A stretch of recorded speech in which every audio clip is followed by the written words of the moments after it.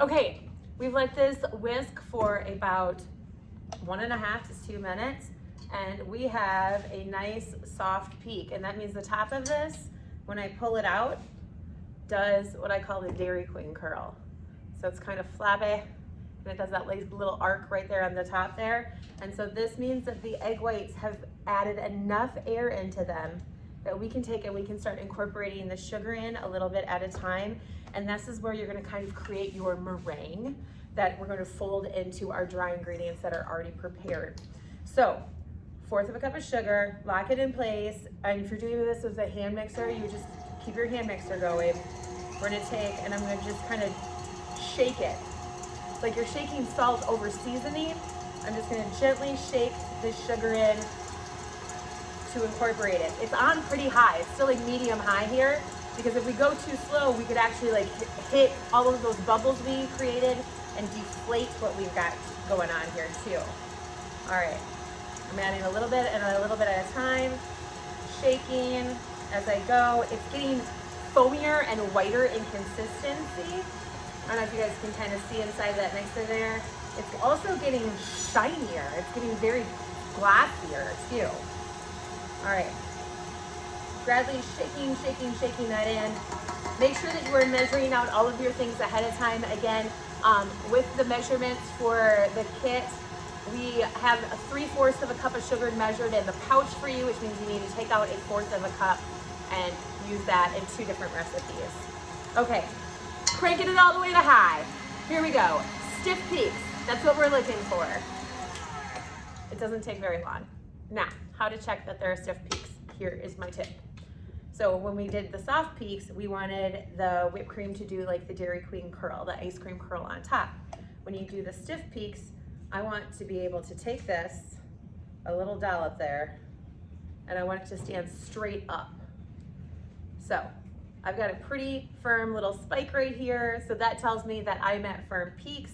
So then we're gonna take and we're gonna incorporate in that vanilla and that salt the same way, a little bit at a time. And then I've got my vanilla, a 1/2 teaspoon measured out, 1/8 of the teaspoon I'm gonna use for the strawberry buttercream filling later. And I'm just gonna let that kind of pour in and let that mix. It's shiny, it's glassy, it's fluffy. So we've got fluffy egg whites that are sweetened and meringue. We have our fluffed up, sifted dry ingredients. And so now what we're gonna do is we're gonna take and we're going to incorporate our dry ingredients into our wet ingredients before we turn it into 3 different colors. So what I have ready for me here back on the counter is I've got my 3 bowls ready to go for the 3 different colors I'm gonna use. I'm gonna do a teal, a pink, and a yellow. The same colors that are in your kits for that. So when I have this incorporated, I can do that and that's ready to go. And we're gonna take this out of our mixer, but we're gonna keep it in the bowl because we're actually gonna incorporate the dry into the wet. So make sure I get all of my meringue off of here. And we're gonna do this in thirds and we're gonna fold it in. And that technique is going to be where you go gently from the bottom of the bowl and fold it over on top of itself. And so we're just gonna fold it right into that mixture. So I'm gonna take and I'm gonna gently place 1/3 of it on top. I'm gonna go under and over and under and over. And eventually, like, it is gonna deflate a little bit, but it's not gonna, you're still gonna have a nice kind of foamy, fluffy batter here. And again, folding it in, making sure that I'm not beating it in, but just working those ingredients together. So I'm gonna show you the texture here of what I'm working with inside with my whisk. And I'm probably gonna swap over to a spatula here so you can see, but that's the texture. And I've got 2/3 of the dry mixed in. So I'm gonna take and I'm gonna grab a spatula and we're gonna do the last third here. Again, this helps not only folding it in, but also scraping the bowl with all of that dry ingredients. Because the ratio of these macaroons and ratios when you're baking are very sensitive to like the dry and the wet.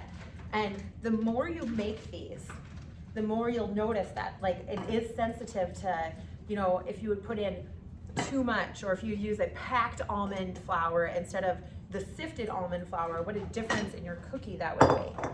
Also, what you leave in the bowl is a huge difference. Okay, so now I'm gonna take and I'm gonna go from the bottom over to the top. and fold it in there and kind of get the sides in it as I'm going, scraping down the sides, making sure I'm incorporating all of the ingredients. And it's gonna look like you don't have that much batter. And you're gonna say like, how on earth am I gonna make all of these macaroons with this much batter?